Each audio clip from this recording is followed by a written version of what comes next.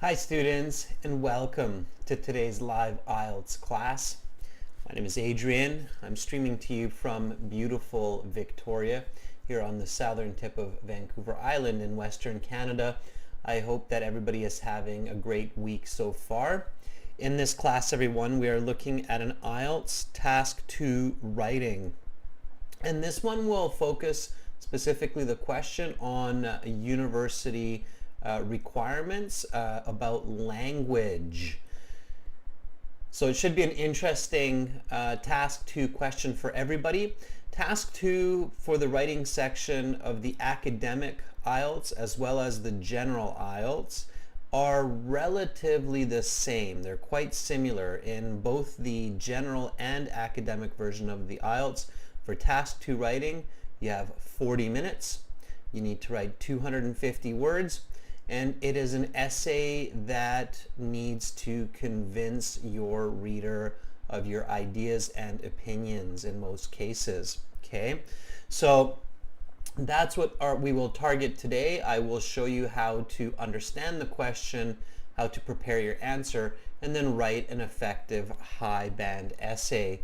Welcome Harry Jot, hi Domo, hi Irani, bye Jamshid Bek, nice to see many students in the class. Sanjay, Amra, good to see our members. Hi Kyber, nice to see you in the class. And welcome Carolina, our chat moderator. Good to have all of you here. Students, this lesson is presented to you by aehelp.com for academic Ielts. Visit us there. For the general Ielts, check us out at gieltshelp.com. On both of those websites, we have lots of information to help you with your writing as well as other parts of the Ielts exam. This is our academic Ielts website here. Click this big red button that's above my head to join our premium Ielts package. We use these websites all the time for our live classes. We use our practice exams. We use our speaking interface and our audio CDs for the listening and many other components. So getting this website, getting access to this website for these live classes is just a great idea. You can study much more effectively. Again, just click that big red button. We are an official IDP British Council partner. We're an Ielts test registration center. I'm a certified British Council agent. So you are in very good hands with us for your studies. For the general Ielts, check us out at gieltshelp.com and you can click this big red button there, same idea, that's just above my head there. It's a one-time payment for lifetime access, doesn't cost a lot. I saw one student at the beginning there who said they had a network issue and paid a couple too many times. So if you're still listening, then if you have any issues, just send an email. Avash, I see Avash there. And we'll help you fix any problems or any issues or questions that you may have. So definitely check us out on the websites. You can use this code CLEVER9. Click use coupon code, type in CLEVER9. For a 10% discount off the already very good price of our course. So do yourself a favor, learn from good materials, learn effectively. And again, that code is CLEVER9 for that 10% discount. Get our apps, they're free to install. Academic Ielts Help, General Ielts Help, link the apps to the websites, and follow us on Instagram to get our schedules, to get daily vocabulary tips.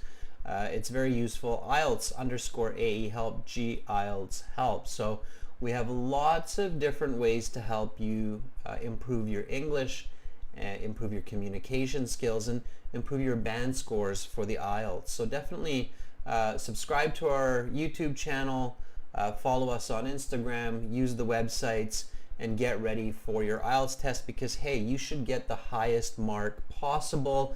That will open the most doors for you. Why not, right? So study using our materials. If you have questions, just send me an email, adrian@aehelp.com.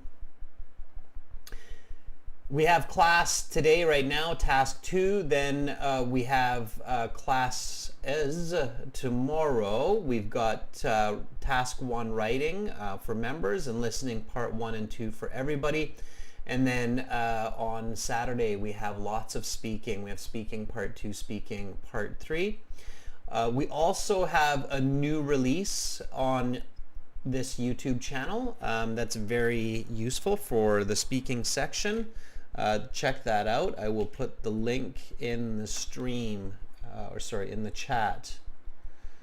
And so when you have a moment, you can check out that new video.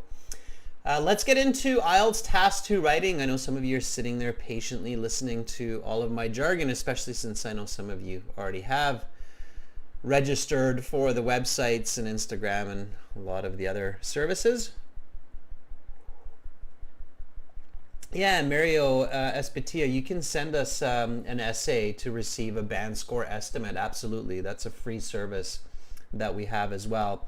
Baljit, we will be doing some light haul classes coming up in September. Absolutely. And Hikmatillo, I'm doing fantastic. Thank you for asking. Okay, let's get focused. So IELTS Task 2 writing.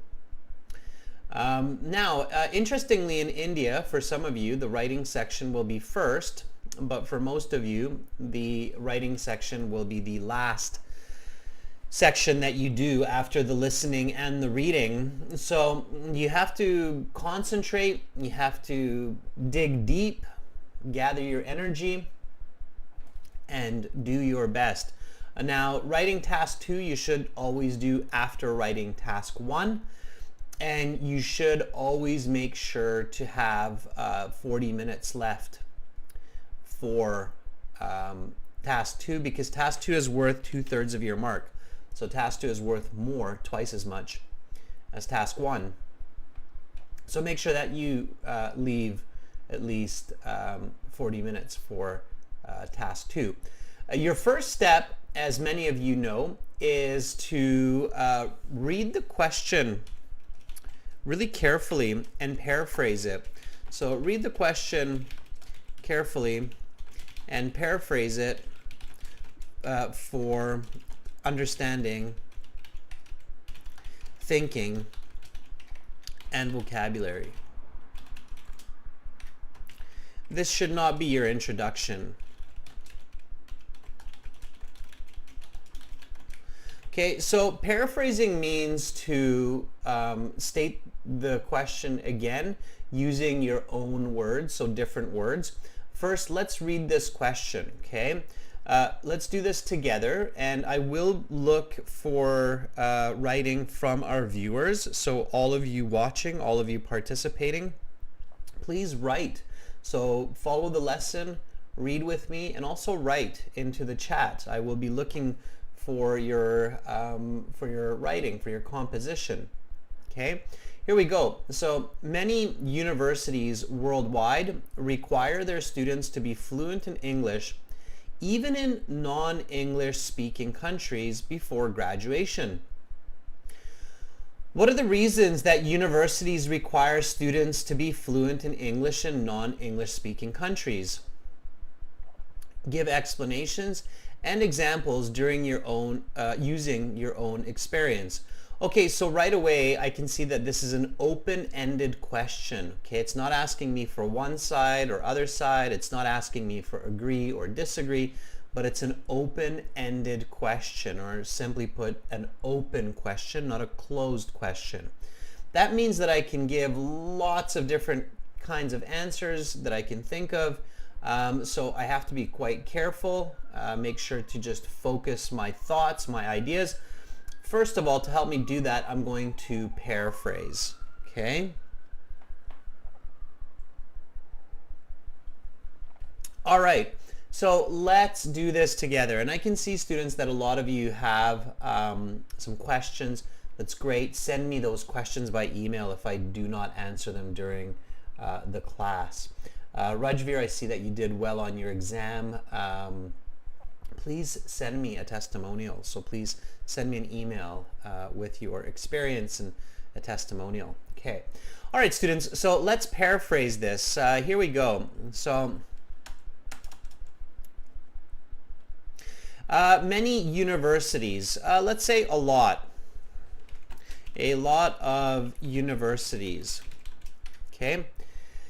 Now, I could say post-secondary institutions instead of universities.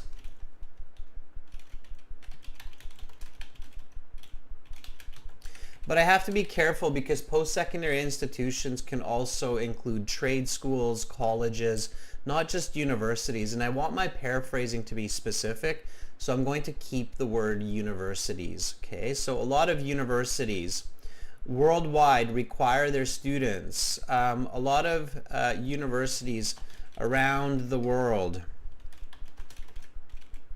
or worldwide, globally. Let's keep it simpler. Globally, okay? Require, need their students. Another way to write students is their pupils to be, instead of fluent, another way to write fluent is proficient, like Ielts, right? Ielts is an English proficiency exam. Okay, so a lot of universities globally need their pupils to be proficient in English. Okay, even in non-English speaking countries. So even in countries where English is not the native language. All right, so a little bit of paraphrasing there as well. Okay, so I'm thinking about different synonyms, phrases, expressions that can help me say this question in a different way. So where English is not the native language, before graduation. Okay, or before, what is graduation? Graduation is when we receive our diploma. Before receiving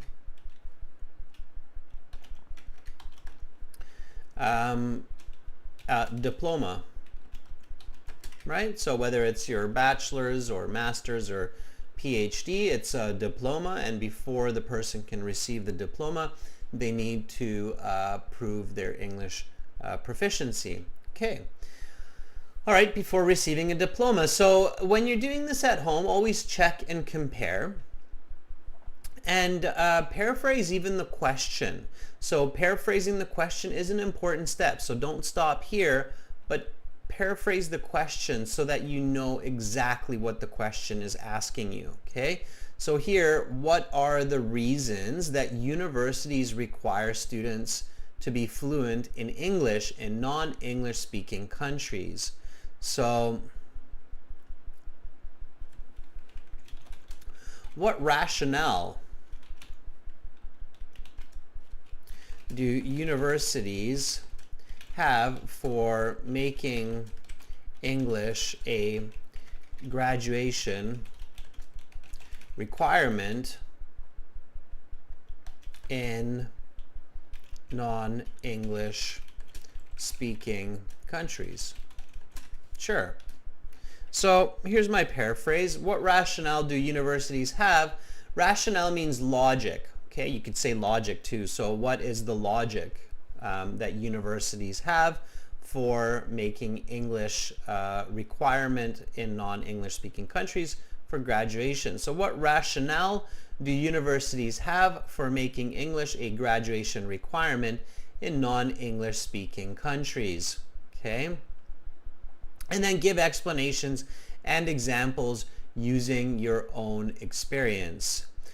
So using your own past, give ideas and cases to support your position. All right. So there is my full paraphrase of the question. By doing this, now I can be confident that I understand the question, I know some other good vocabulary for the question, and I'm starting to think more about it. Okay, so rather than taking a personal, emotional perspective, I can start thinking about it logically and rationally. And for good IELTS essays, students, for getting good ideas, you really do need to think clearly, unemotionally, so not from a place of emotion, and then you can come up with much better ideas. Okay, now read always the original and then read your paraphrase, and then I'll look at some paraphrasing from some of our viewers as well here. So here's the original. Many universities worldwide require their students to be fluent in English, even in non-English speaking countries before graduation. What are the reasons that universities require students to be fluent in English in non-English speaking countries? Give explanations and examples using your own experience. Write at least 250 words. Okay. A lot of universities globally need their pupils to be proficient in English, even in countries where English is not the native language, before receiving a diploma. What rationale do universities have for making English a graduation requirement in non-English speaking countries? Okay, using your own past, give ideas and cases to support your position. All right, looks good, sounds good, giving me a lot of clarity, fine. All right, so let's see, Kyber, I'm happy to have you here and happy to have you contribute. Let's see what you have written.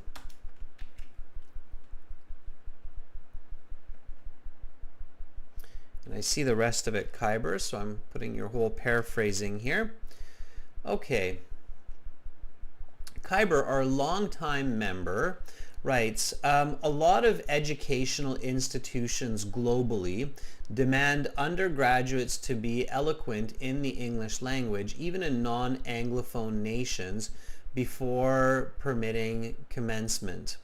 What are the causes that academics want pupils to be articulate in English in non-English speaking countries? Yeah, Kyber, not bad. I wouldn't use educational institutions because it's not as specific as universities. So when you're paraphrasing, you don't want to generalize specific points, okay? So I would write universities, okay? This is an important tip, students. So when you are paraphrasing the question, do not generalize, do not remove important information or details, and do not add details. This happens also sometimes. Details that are not in the original question. Okay, so these are kind of 3 points to keep in mind when you're doing paraphrasing. Don't generalize. So if we're talking about universities, don't write educational institutions, because then it's generalizing to colleges and other schools. And in fact, colleges and vocational schools, a lot of them don't require English in a non-English speaking country. So it's usually just universities, okay? And there's probably a reason why universities especially require English proficiency before graduating their students, as where colleges and vocational schools might not. So don't generalize. Also, sometimes what happens is people forget a piece of the question. So do not leave out details. Be very careful. This is why you need to do this at home several times so that you get accurate paraphrasing, okay? And do not add details. So sometimes students will add a detail that's not actually in the question. So be careful about that. Those are the kind of 3 typical mistakes that people make when they look at these questions, as they generalize a specific idea, they remove information, or they add information. Be very careful not to do that. Everybody clear on that? Thumbs up. I'm looking at the chat here to make sure that that point was clear for everybody. That's a very important point. Okay, so no adding, no subtracting, no generalizing. All right. Roshni, yeah, you should paraphrase in the exam as well. You might do it just in your head, but I think it's a good idea to do it on the paper or in the computer. And you can use the paraphrasing later. You might use it in your introduction or you might use it in your conclusion. So yes. BB, the reason that you paraphrase, just to reiterate, is so that you make sure that you understand the question clearly. Paraphrasing helps you to gather vocabulary, ideas, and it helps you to think deeply about the question, okay, dynamically and deeply. So that's why you paraphrase, okay? All right. Remember these 3 points, okay, when you're paraphrasing. So Kyber, again, going back to what you have here, a lot of universities globally demand undergraduates to be eloquent in the English language, even in non-Anglophone nations. I like this non-Anglophone paraphrasing, Kyber, that's very good. Before permitting commencement. Commencement's a little bit awkward here. So before permitting, let's do it a little bit differently, Kyber. Before awarding the diploma or diploma.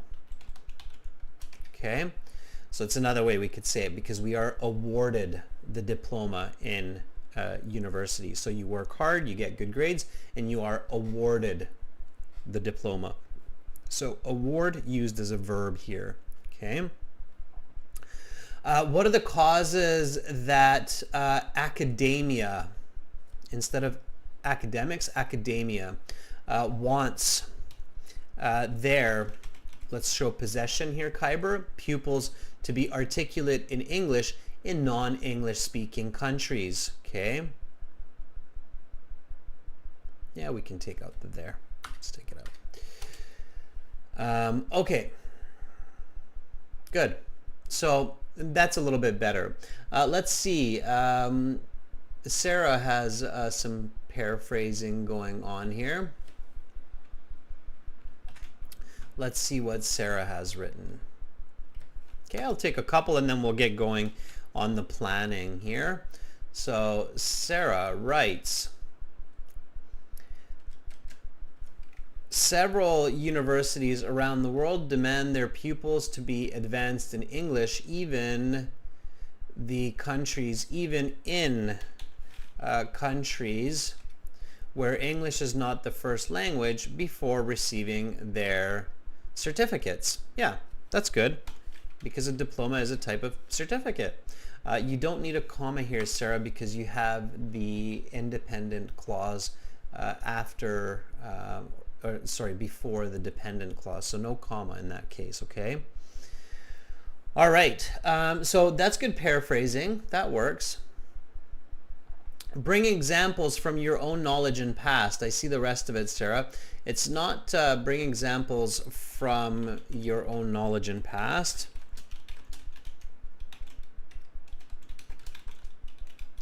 But it's better to say or write include examples from your own knowledge and past. Okay. All right, good. So different ways to paraphrase, absolutely. There are many, many, many different ways to say the same idea, especially in the English language. English is very, very rich in vocabulary. Modern English has more than 1.8 million words in common use. So you should be able to paraphrase. If you're having trouble paraphrasing, there is a tool that you can use online or in Microsoft Word, which can help you find synonyms or other ways to express the same ideas. Anybody know what that tool is called? So, and it's not a dictionary, but kind of similar. So if you are stuck for synonyms and ideas, you can use a What is it? What's that tool that you can use to help you find words, synonyms? There you go, Kyber. There you go, James. Very good. Yes, it's a thesaurus. It's easy to remember because it kind of sounds like a dinosaur. So if you're stuck for synonyms and ideas, you can use a thesaurus. It's a special kind of dictionary.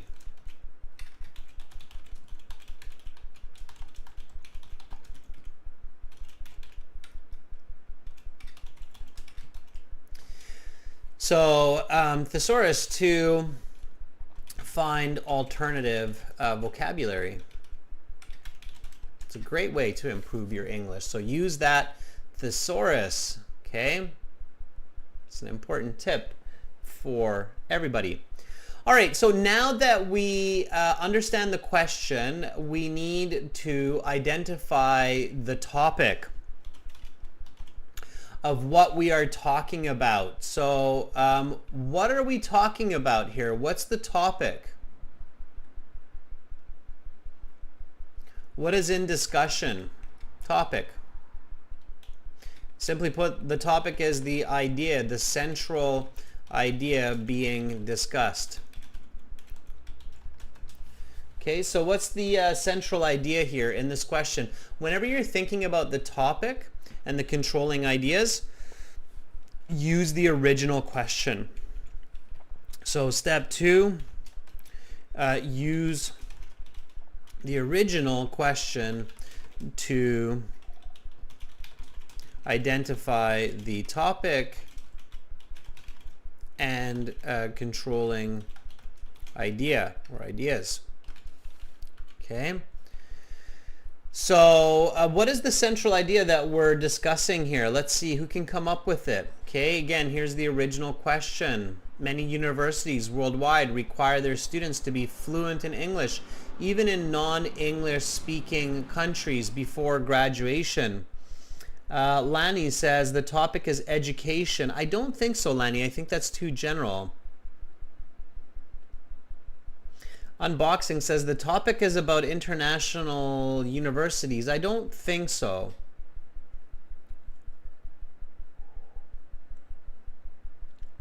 All right. Sarah says the topic is the reasons for English requirement.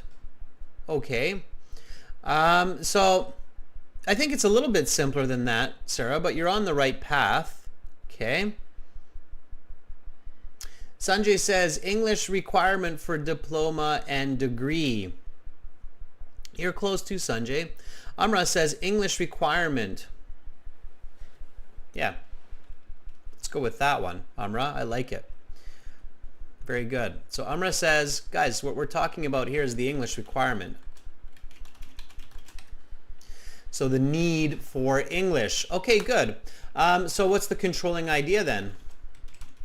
Yeah, so what we're talking about here, simply put, if somebody asks, in this question, what are we talking about? We're talking about English requirement. Okay. So then what is the controlling idea? Okay. And now some of you who answered this for the topic, you might realize that, oh, okay, that's the controlling idea. So Sanjay says why English is important. Chen says important of English requirement. It's a little bit more specific here. So topic is the English requirement. Controlling idea is what specifically. So think about what specifically are we to discuss about the topic. Okay.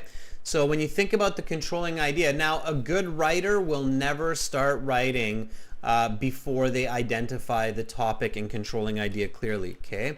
So for obvious reasons. So a good author will never start to write before clearly identifying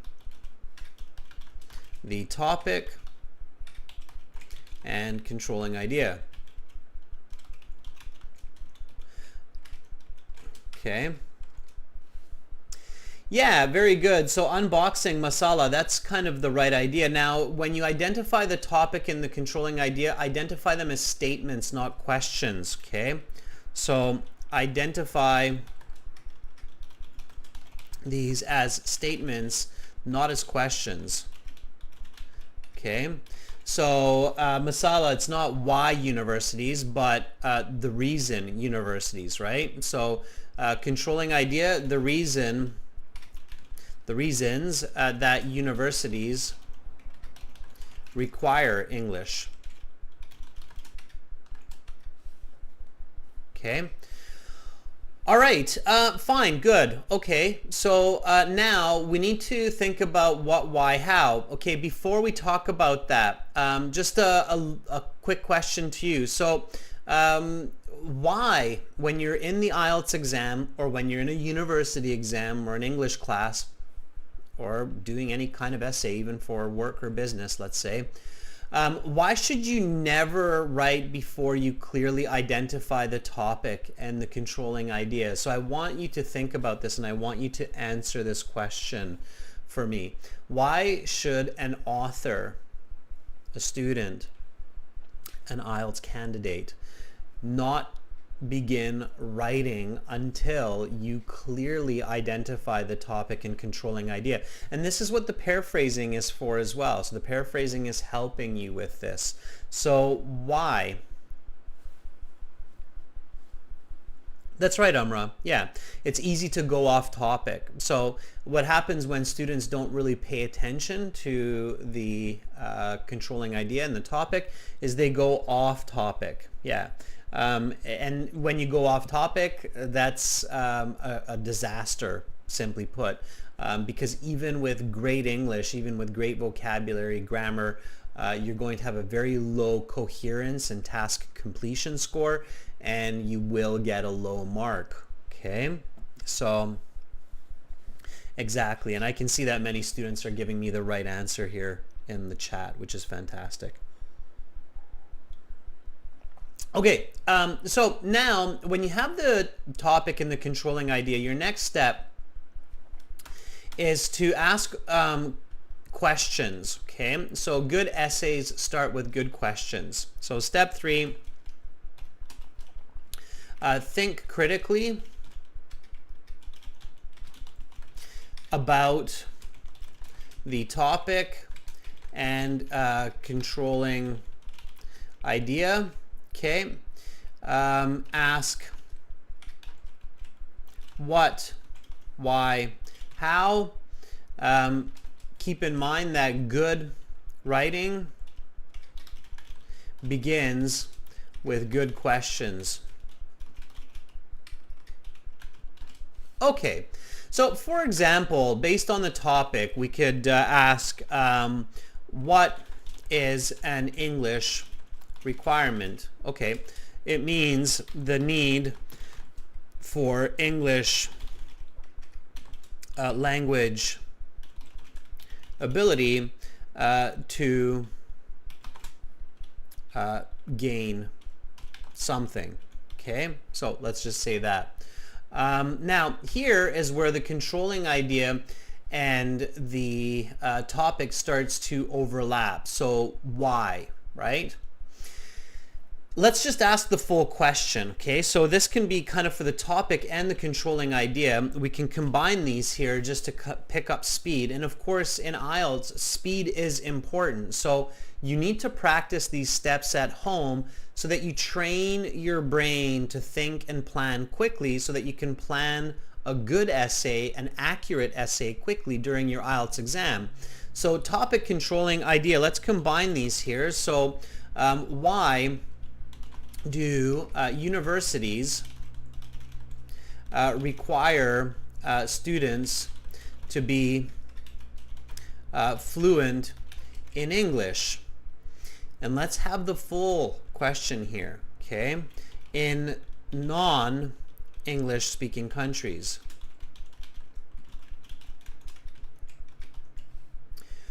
Okay. Now here on the Ielts, you want at least 2 good points.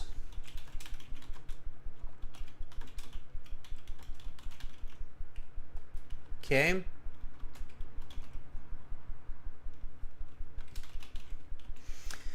So let's give answer 1 here. What do you think? Why do universities? So why are they making this such a headache for so many students? Sarah says because English is the global language nowadays. Okay. So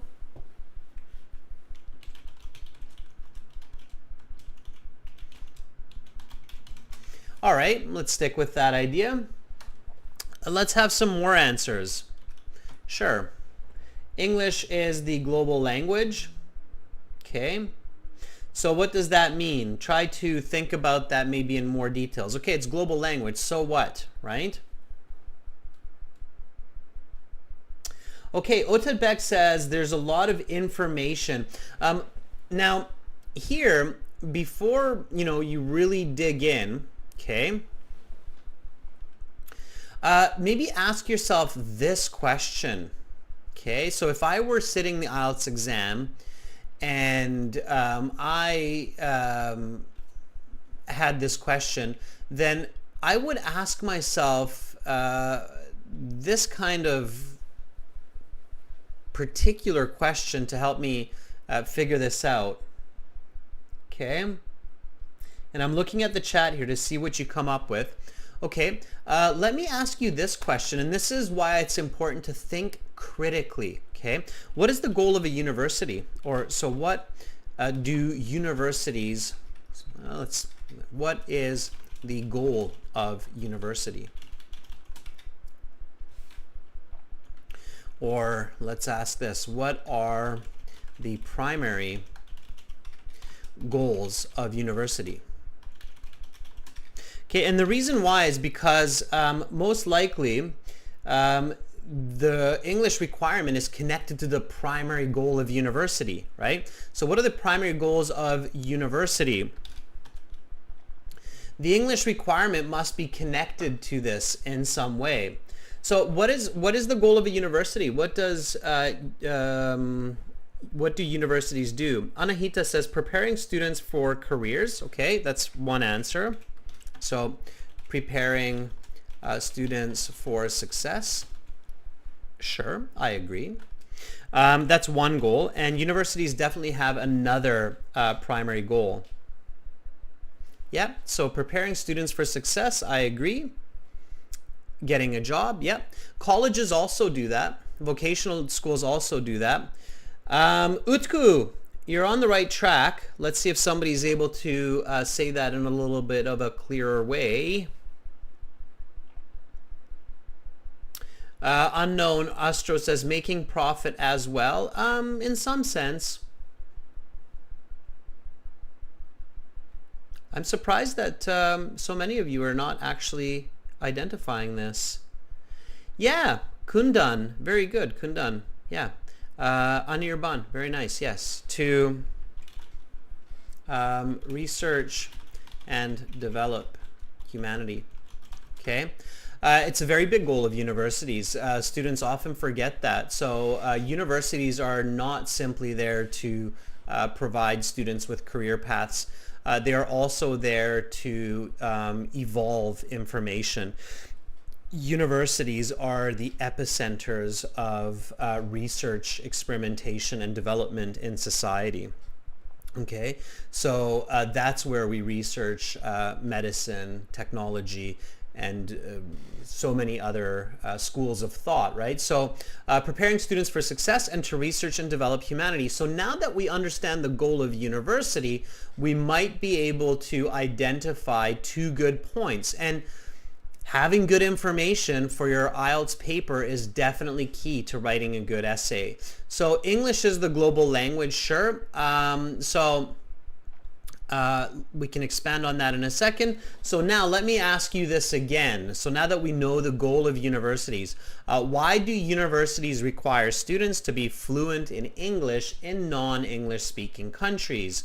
So Sarah says English is the global language. And so by making English a requirement for success of graduates on the international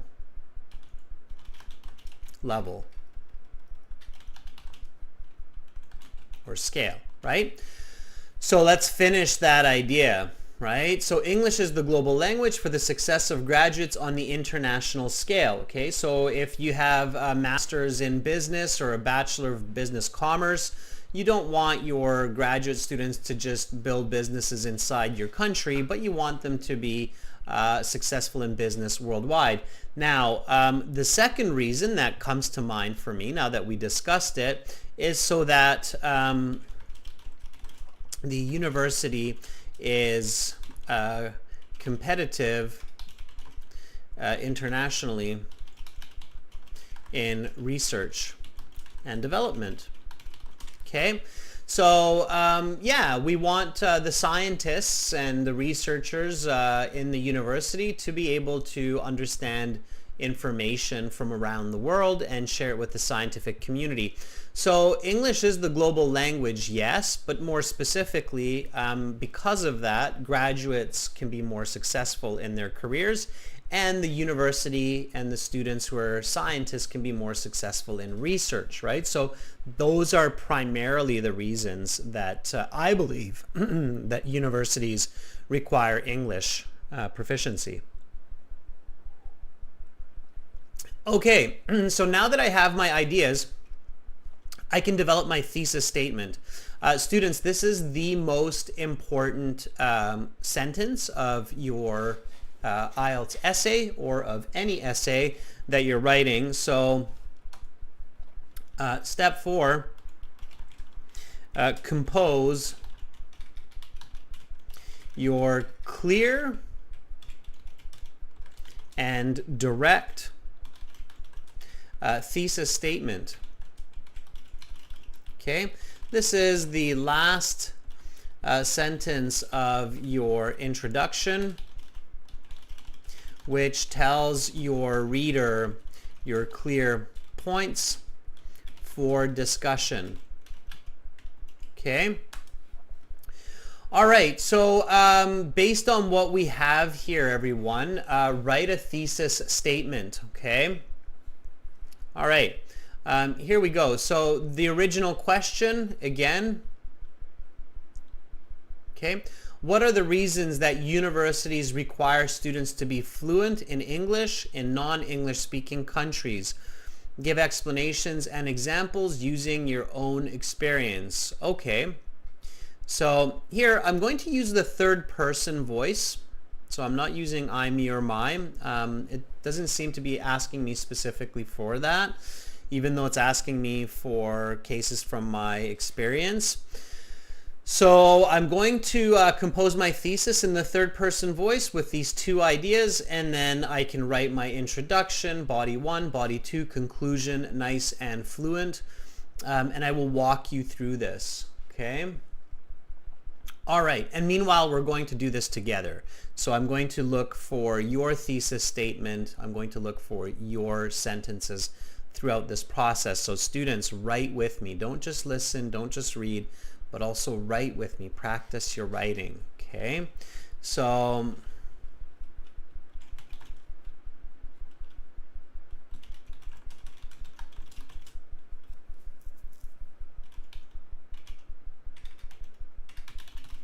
two clear reasons universities in let's use Kyber's paraphrasing here because I thought that was pretty good. Kyber, Anglophone countries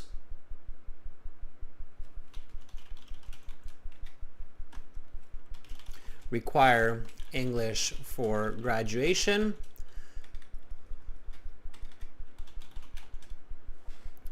Our success of students,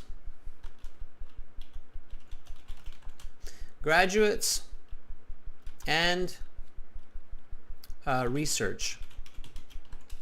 Okay, so the best thesis will always be a thesis that is simple, clear, easy to understand.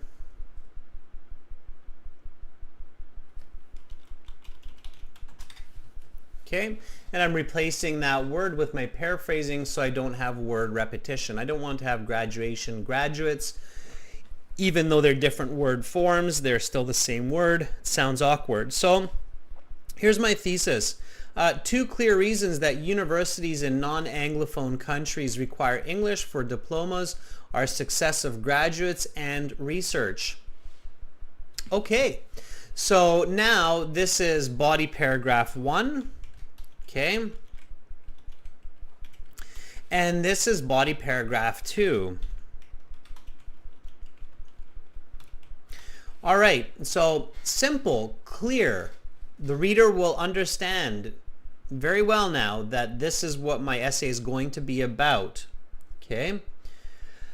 Ulala is asking, is this thesis statement important? It's extremely important. You cannot get a good band score on your Ielts exam if you do not have a good thesis statement. Okay. Thesis statement is the heart of the essay. Okay. If you don't have the heart, you've got a dead essay. I like that so much I'm going to write it down. Okay. So the thesis statement is the heart of the essay. Without it, you have a dead essay. Okay, so there you go. Keep that in mind. Okay. Yeah, I mean, think about it this way. In English classes around the world, in Australia, Canada, US, UK, students begin learning to write essays and thesis statements around grade 7, 8, and then they continue to learn it all the way into university, into first year university English classes. Okay. All right. Anirban, according to my thesis, I'm going to have 2 body paragraphs because I have 2 points. One is success and the other is research. Okay. So success of graduates and success of research, right? Okay, Baljit, let's see what you have. So Baljit's thesis statement.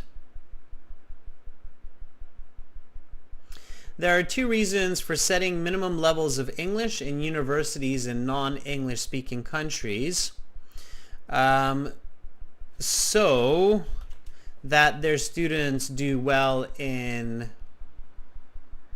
careers and research. Instead of majors, I would say careers, because it's not their major, Baljit, that they're doing well in, it's the career that follows their major. Okay, so, and capitalize, students, capitalize. Okay, pay attention to capitalization. So there are 2 reasons for setting minimum levels of English in universities. There are 2 reasons for setting minimum levels of English. I don't know if I like that too much, Balji, because it's unclear what you mean by minimum levels of English. There are 2 reasons for requiring English in universities. Okay, so clarity is important. All right. Let's see.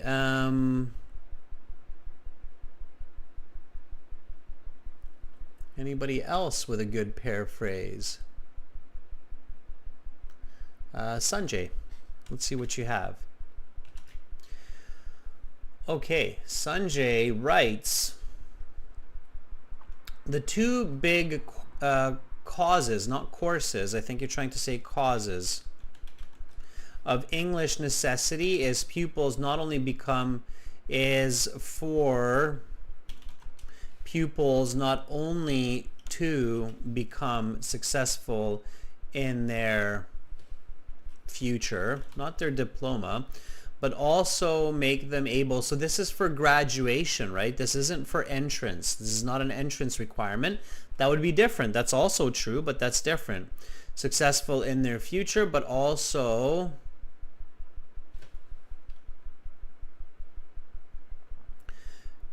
to enable them for international research. All right. So Sanjay, this is what it looks like corrected.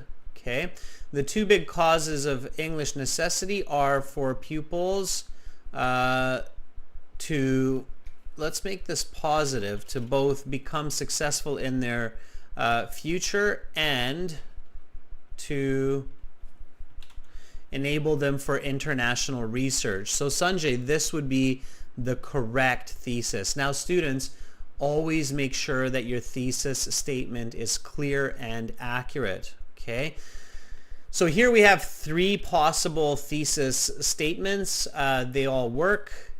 They're all written differently, but now they're clear. Okay, all right, so we can now write our introductory paragraph. Okay, so introductory paragraph. And basically an essay is a recipe, everybody, so you shouldn't have to overthink it. You need to think about the information that you're putting into it, but the structure is a recipe. Okay, so step 5 is to write the essay. Okay,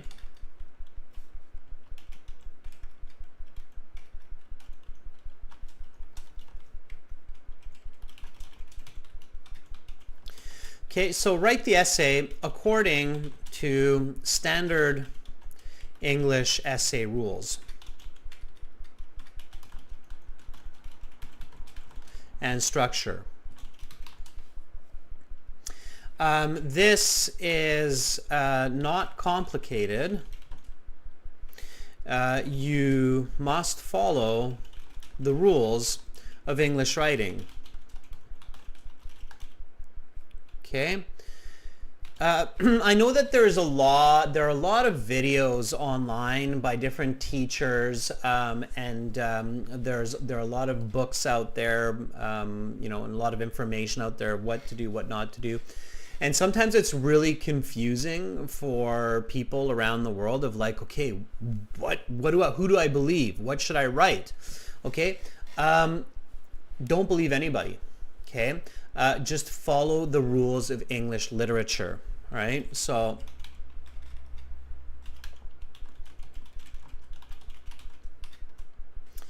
YouTube instructors, etc.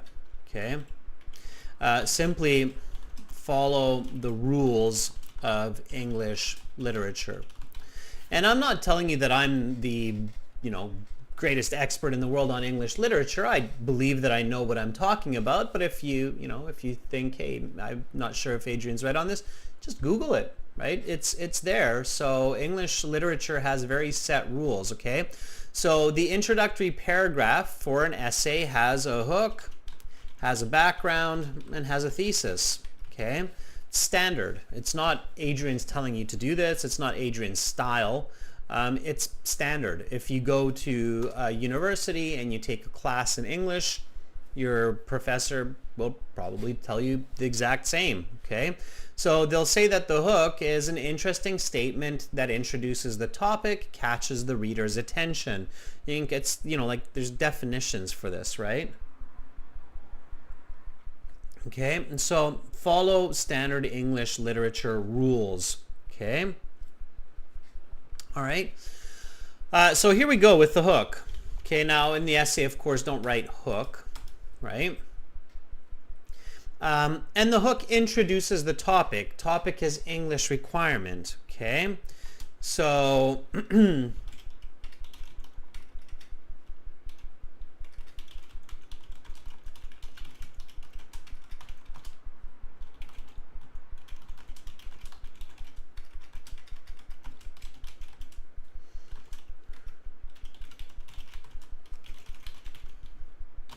there. That's it. Just focusing on the topic, right? Thousands of universities worldwide have made English a graduation requirement. Simple. 1, 2, 3, 4, 5, 6, 7, 8, 9, 10 words. That's it. 10 words that introduces the topic. Thousands of universities worldwide have made English a graduation requirement. Okay, background. Background means definition of terms, okay, and importance of the topic, okay? So why are we talking about it? What does this mean, okay? So background.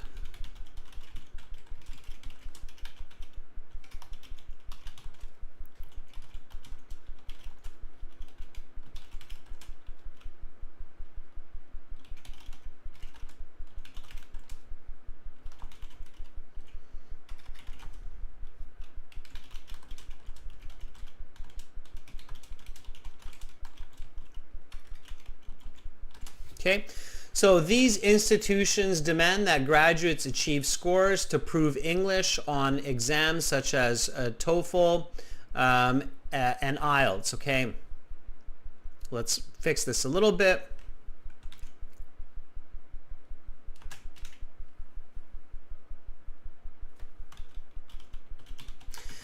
Now, my writing is fairly quick here because I'm using all of that planning, all of that thinking that I did before, right? So this is the first time I'm writing this essay, just like you. I'm writing it real time, but it's quite easy now because we've thought about it. And if you don't have all these words, it's fine, okay?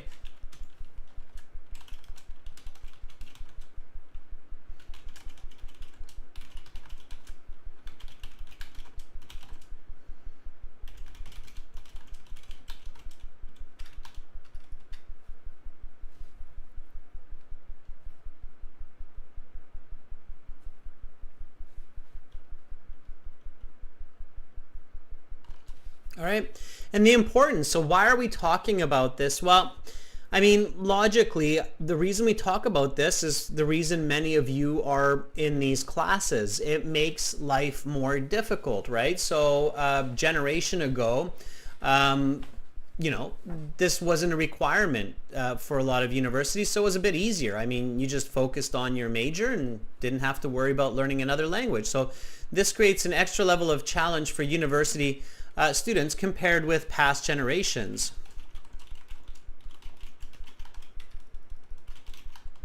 Sure. Okay. So we need to discuss this, right? It's important to talk about why make life more difficult. Okay. All right. And then now we can put our thesis in here. Okay. And I take the thesis that I have already written and I'm good to go.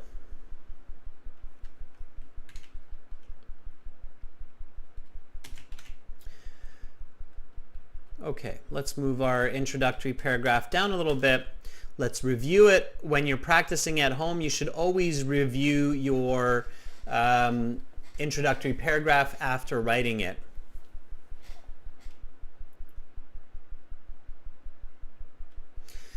So thousands of universities worldwide have made English a graduation requirement. These institutions demand that graduates achieve scores on exams such as Ielts and TOEFL to prove English proficiency. This creates an extra level of challenge for university students compared with past generation. Okay. Two clear reasons that universities in non-Anglophone countries require English is for diplomas. English for diplomas are success of graduates and research.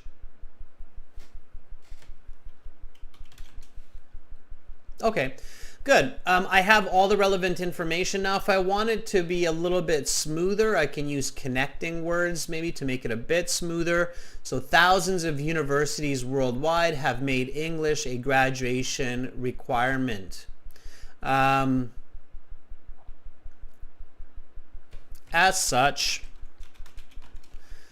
these institutions demand that graduates achieve scores on exams such as Ielts, and because I have as such now at the beginning, I'm going to use like Ielts and TOEFL to prove English proficiency. Therefore, this creates an extra level of challenge for university students compared with past generations. Nevertheless, two clear reasons. So there are, these words that we can use to transition, to connect. And here are the words that I'm using. So the expression as such, therefore, showing cause and effect, and nevertheless, showing opposition. Okay. All right. Anahita writes, since the time that English has become an international language, universities in different countries require their students to be fluent in it. It's an okay hook, Anahita. It's a little bit too complicated. I recommend keeping your hook to 12 words or less. Okay, so students, when you're practicing the hook for your IELTS exam, really work hard to keep it to 12 or less words. 8 words, 10 words, those are good kind of benchmarks for the hook. The hook should be simple. The hook should not have any mistakes. It looks really bad when your first sentence has a grammar mistake or a spelling mistake or any kind of mistake. So don't have a mistake in your first sentence. It just looks bad. And that's a big reason to keep it simple so that you avoid those mistakes. Okay.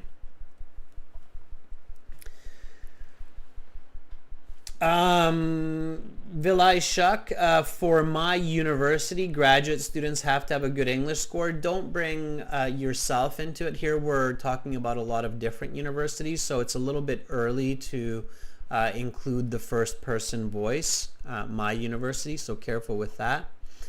Baljit writes, English is lingua franca in today's world as universities have taken it as their priority. These graduate institutions are putting their best foot forward to compete with other universities globally by making English a mandatory part for rewarding a student with a diploma. Baljit, too fancy, okay? Function before fancy, all right? So a little bit too fancy. Try to make it easy for me, the reader, to understand what you're writing. I do understand it, but I have to really follow with you, and I'm kind of thinking, like, why are you making this so hard for me? Why are you including so many fancy expressions and complex phrases, right? So simplify, okay? All right. Sumaya, I like yours, okay? So I like your hook. So Sumaya says, these days, English language is required in most universities around the world. Yeah, simple, to the point, introduces the topic, okay? For a great IELTS score, 7, 7.5, 8, 9, you do not need to write in a very complicated way unnecessarily. Okay, clarity is important. All right, so hopefully everybody is following along, and if you have questions, of course, ask me. If you don't get your questions answered by me right away, then we send me an email. Now I'm going to look at body paragraph 1. That is going to focus on this first point of my thesis. And this is where the thesis, you can see, is extremely important, okay? So I compose my body paragraph, okay? And my body paragraph has a topic sentence, has an explanation, has an example, has a connecting sentence, okay? The topic sentence comes from my first point. So success of graduates. Okay, what does that mean? Give a deeper definition, right? So university graduates that are fluent in English have a much better chance of gaining good jobs and earning high salaries. Okay, So there's my deeper definition of my first point, success of graduates, right? What does that mean? So success of a graduate means that they can get a good job and they can get a good amount of money, right? So university graduates that are fluent, let's change that a bit, who are fluent in English, have a much better chance of gaining good jobs and earning high salaries. Since most well-paid jobs, such as engineers, lawyers, and doctors, need the use of English in daily work, students or graduates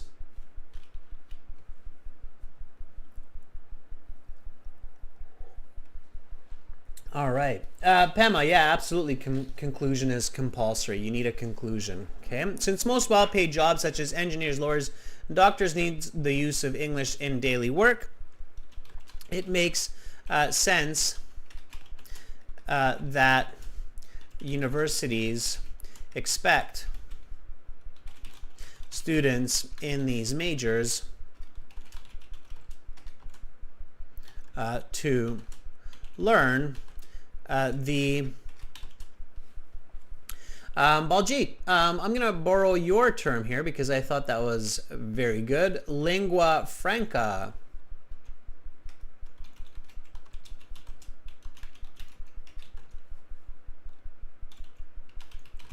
Okay.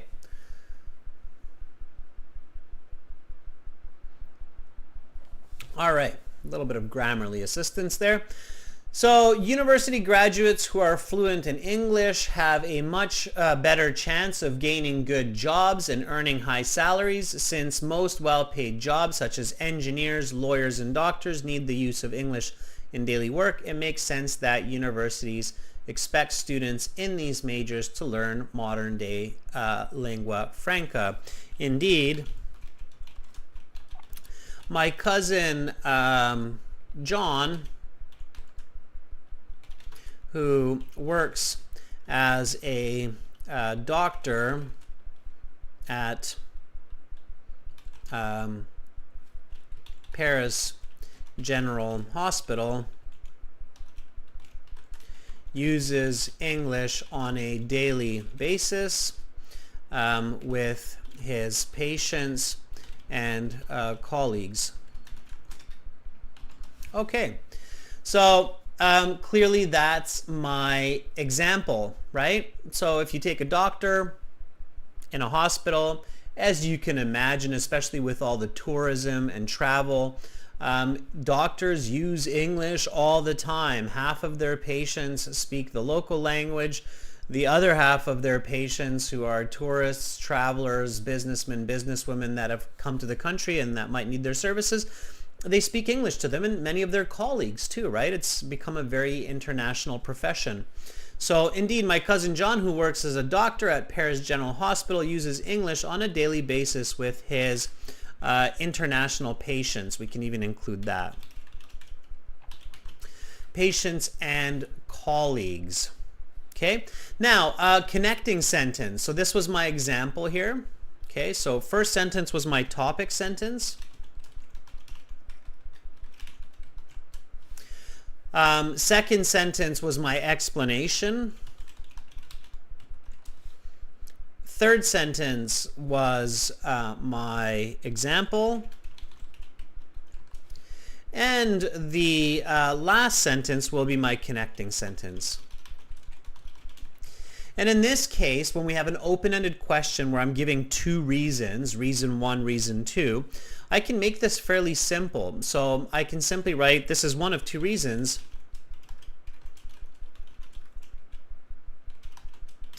for English as a graduation requirement or mandate, if I don't want to repeat the word requirement again and again. All right, students, so far so good. Let's take some questions. Okay, so here I have my introductory paragraph and I have my body paragraph 1. And all I'm doing here is I'm following a recipe. Okay, the recipe for standard English essay writing. All right, I have half of my essay complete. The other half will be my body paragraph 2 and my conclusion. But before I go there, I'm going to just review this with you and give you a chance to ask me questions about what we have done so far. So please focus your questions on writing, specifically focus it on these elements. So introductory paragraph, body paragraph, hook, background, thesis, topic sentence, explanation, example, connecting sentence. Again, I wish I could tell you that I'm inventing this, but I am not. This is standard English essay writing. So it's again not about what your IELTS teacher told you, not about what you saw on YouTube. It's about understanding standard English essay writing. Okay? So, introductory paragraph. Thousands of universities worldwide have made English a graduation requirement. As such, these institutions demand that graduates achieve scores on exams like IELTS and TOEFL to prove English proficiency. Therefore, this creates an extra level of challenge for university students compared with past generations. Nevertheless, two clear reasons that universities in non-Anglophone countries require English for diplomas are success of graduates and research. University graduates who are fluent in English have a much better chance of gaining good jobs and earning high salaries. Since most well-paid jobs, such as engineers, lawyers, and doctors, and I can change that to careers, need the use of English in daily work, it makes sense that universities expect students in these majors to learn the modern day lingua franca. Indeed, my cousin John, who works as a doctor at Paris General Hospital, uses English daily with his international patients and colleagues. This is one of two reasons for English as a graduation mandate. Okay, any questions so far? Let me see what we've got going on in the chat here. Jasnoor says, can you please explain the thesis, sir? So Jasnoor, just to kind of reiterate what I said, the thesis is the author's argument. It tells the reader the clear points of the essay, what is going to be in the essay, and it tells the reader the organization of the essay. So the thesis here answers the question. Okay. Let me do it like this. Okay, the thesis clearly answers the question of the essay, question or questions, the questions being asked. Okay, and it shows the organization of the essay.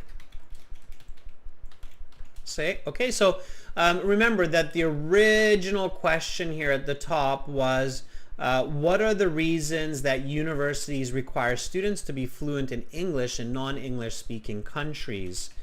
And then here we answered it, right? So in the thesis, two clear reasons that universities in non-Anglophone countries require English for diplomas are success of graduates and research. Okay.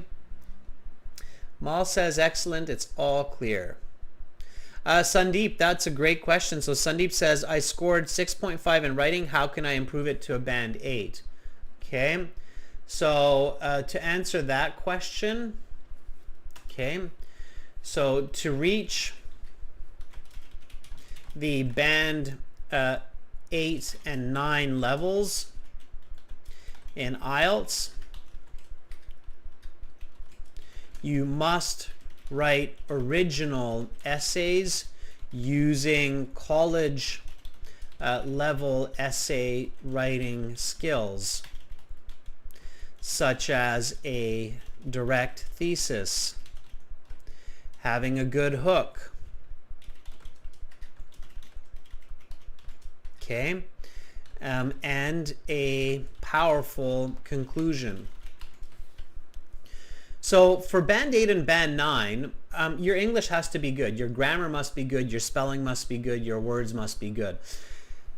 That's also true even for a Band 7. The big difference for a Band 8 or a Band 9 is you have to have good content as well. So your reader has to go, oh, wow, that was a really good answer. Okay?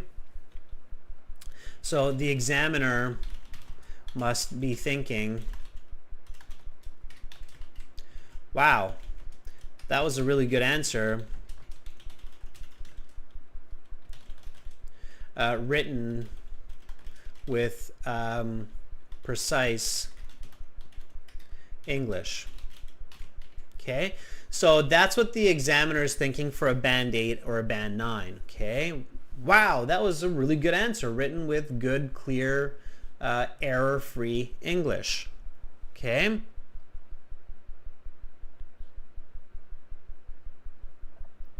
Sarah says, I always wonder from where should we start to study English, grammar, tenses, etc. Okay, good question. So, Sarah, the answer to your question is do not be shy to go back to the basics of English grammar and build it up to advanced level. So what I mean here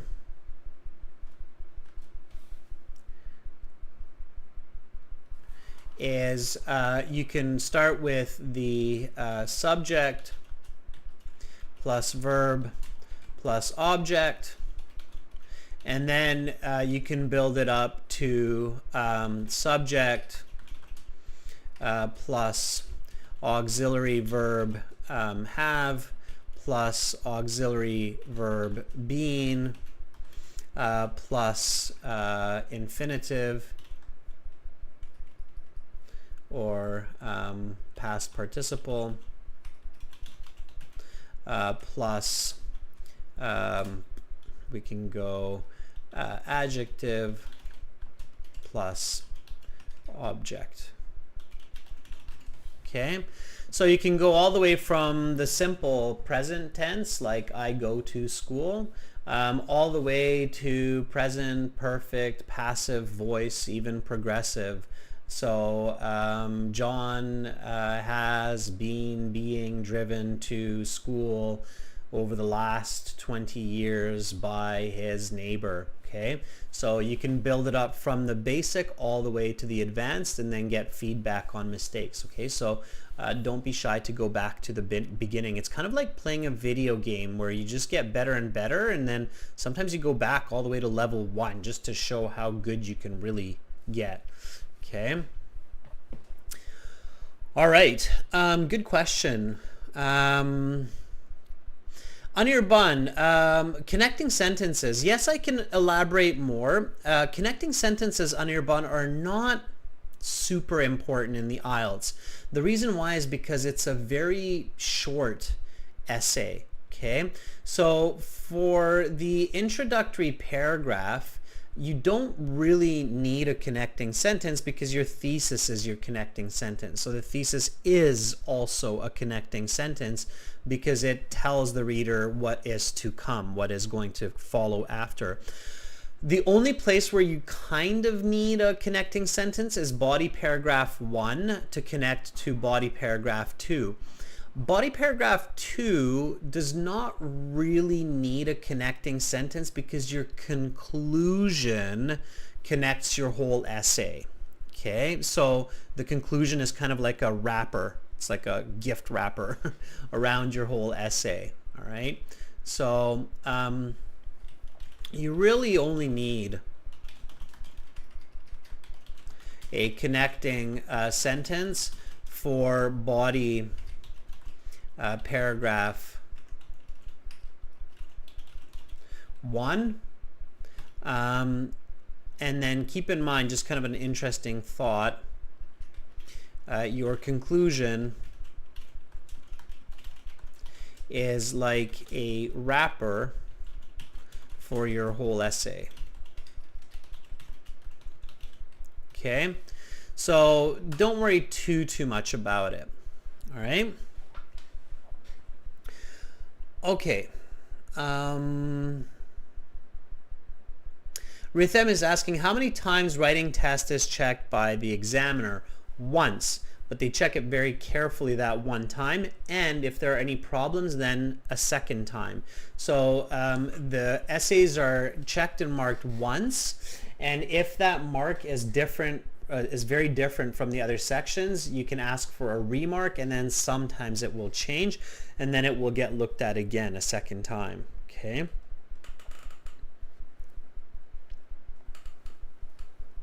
All right. So, body paragraph 2, everybody. Here we go. Body paragraph 2 also has a topic sentence explanation example. Furthermore, universities are primarily the places for advanced research and development and must use English as the primary means of communication for this purpose. Indeed, the global scientific community uses English for collaboration, and most of the information in journals and online are provided in English. Okay. So, topic sentence explanation. Furthermore, universities are primarily places for advanced research and development and must use English as the primary means of communication for this purpose. Indeed, the global scientific community uses English for collaboration. Most of the information in journals and online is provided in English, as well as at symposiums,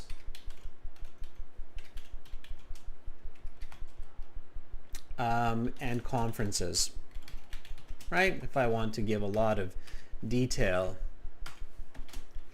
My friend Albert is doing biomedical research at Istanbul University, and he communicates with his colleagues in English only. Okay, so there is my example. All right, there you go. So when you have an idea of what you're doing and you know that it's topic sentence, explanation, example, you get a lot of clarity and you get a lot of fluency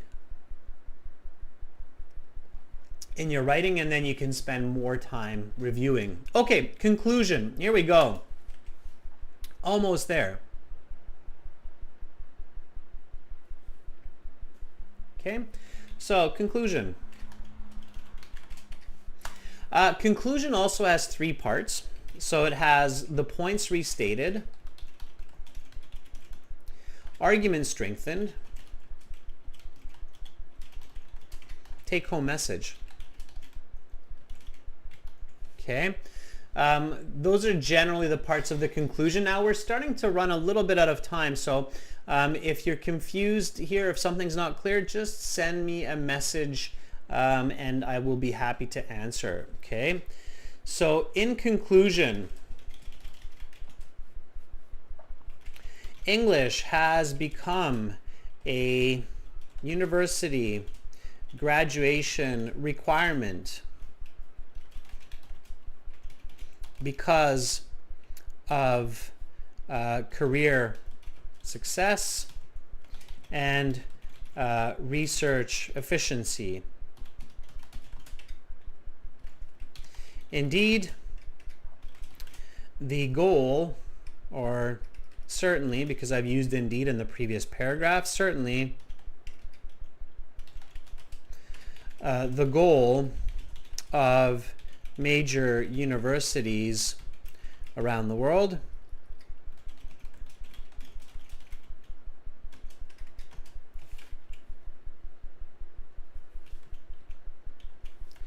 to have successful graduates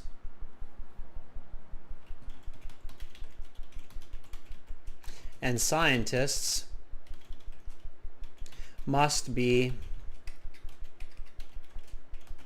fulfilled, and this can only be done through English communication.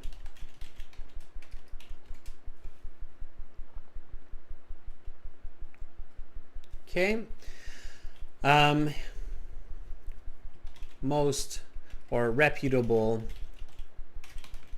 universities strive to not only maintain but build their international presence and contributions.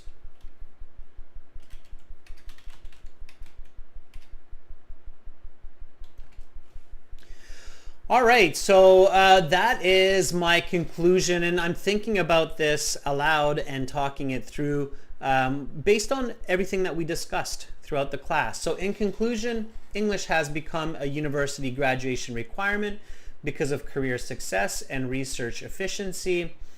Certainly the goals of major universities around the world is to have successful graduates and scientists, and this must be fulfilled. I can take that out. And this can only be done through English communication. Reputable universities strive to not only maintain but build their international presence and contributions. That's my take-home message. Okay, students, so I have my whole essay here, and if I take out all of the instructional words, then that essay is about 300 words. Okay? Which is the right number. So that's how many words it should have to get a high band score.